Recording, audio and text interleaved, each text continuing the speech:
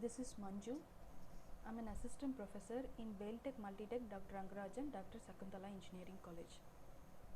We are going to see about use case diagram. What is an use case diagram? So basically, during the initial phase of a software development, we collect the requirements of a software or the system to be developed, and we are going to represent that requirement in a diagrammatic representation for better understanding. For better understanding, we are going to use a use case diagram. So use case diagram describe the functional requirements of a system, that is what the system will actually gonna do. Next, it gonna describes the goals or the interaction taking place in a system, and it also describes the flow of an events. What are the components in a use case diagram? First is an actor, then use case, system and associations are the components in a use case diagram. Actor is nothing but the roles played in a system. This actor can be both human, system, hardware or a software components, etc. The primary actor and the secondary actor are the type of an actors.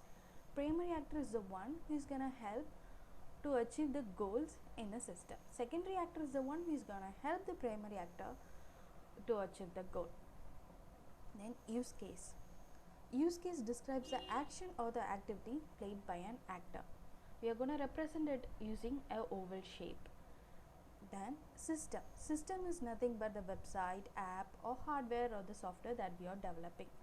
We are going to represent it using a rectangular shape box. Next, association. Association describes the relationship between the actor or between the use cases. We are going to represent it using an arrow symbol. Now we are going to see an example for better understanding about the actor, use case and a system using a banking app. The example is banking app. So who is an actor here? In banking app, we are going to the user going to use the banking app, right? So the actor will be the customer or the user and the banking database. The user who is going to use the banking app will be the actor, that is the customer, and the bank database which will provide us the information about the accounts and the transaction will also play as an actor. So we have two actors here, that is the customer or the user and also the bank database. So the customer will act as a primary actor. The bank database which will help the customer with providing information will be the secondary actor. Next is use cases. So while using a banking app, what will the customer actually do? The customer will try to log in first. So login is an action. Then he will also try to transfer funds, make payments or check balance. So these are all the actions done by the actor in the system. So these are all called as a use cases. So what is a system here? The actual software or hardware or the app that we are developing here. What we are developing here is a banking app. So the system is basically a banking app. Now I'm going to show you how we are going to draw a use case diagram. We have already seen using a banking app who is an actor here. We have two actors there, that is the customer and the bank. So the customer and the bank are the actors here. What is the system here? The banking app is the system, right? What are the things the customer is going to do in a banking app? That is log in, he's going to check the balance, transfer funds or make payments. So the customer will log in the banking app. So the relationship is between the customer and the use case login, right? Next, the customer is going to check the bank balance. The use case is between the customer and the bank, because the bank is going to provide you the information what is the balance in your account, right? Next, the customer is going to transfer fund with the help of a bank database or the bank. The customer is going to make payments with the banking database, with the help of a banking database or the bank. So basically this is how we are going to draw a use case diagram. the relationship is categorized into three things. Commonly, it is categorized into three things. First one is generalization, include, and extend. What is generalization? Here we are going to see the inheritance concept, that is, the use case will share similar properties with other use cases.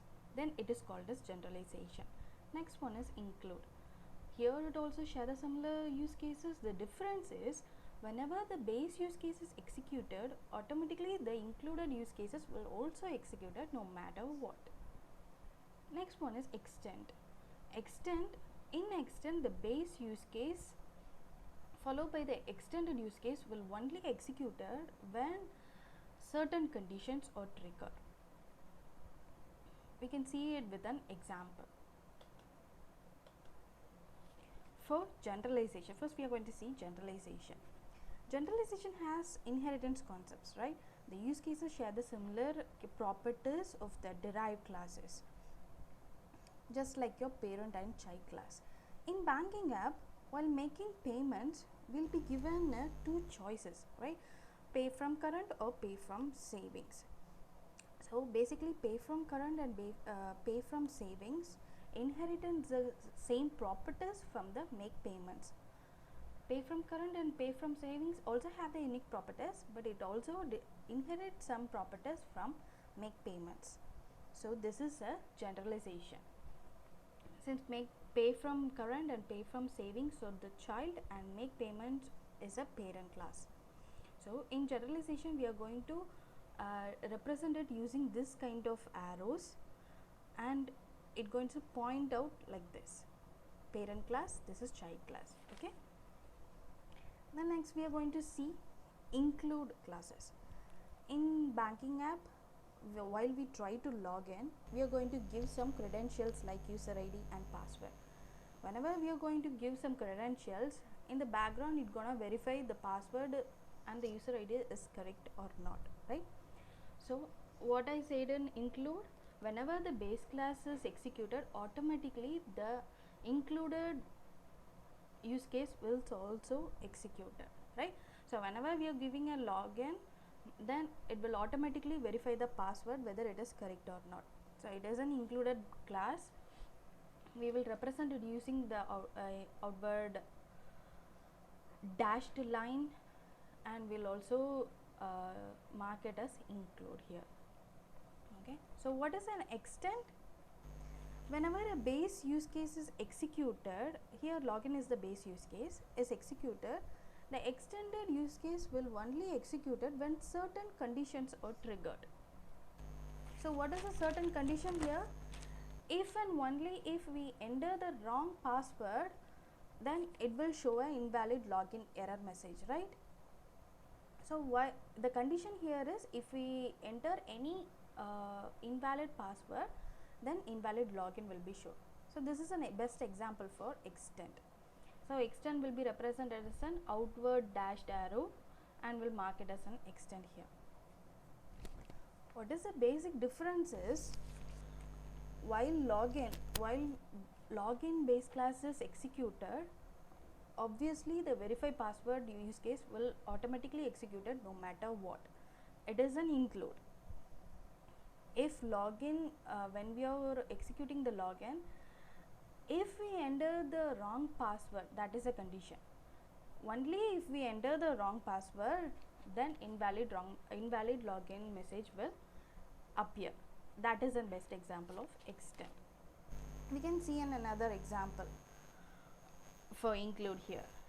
The another example is, why we are transferring fund or making any other payments, the bank database will check whether you have a sufficient fund in the account or not, right?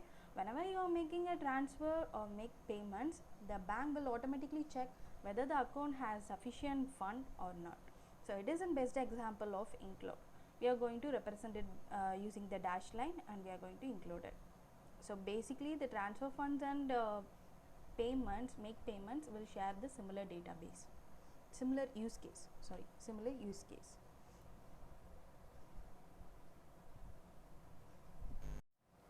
So this is how we are going to draw an use case diagram. Next, why we are going to use the use case diagram. Use case diagram will help us to understand what the system is going to do and also help others to understand what the system does. If you want to explain what the system does to others, to stakeholders or non-programmers, we can use the use case diagram to easily explain what the system do for their better understanding.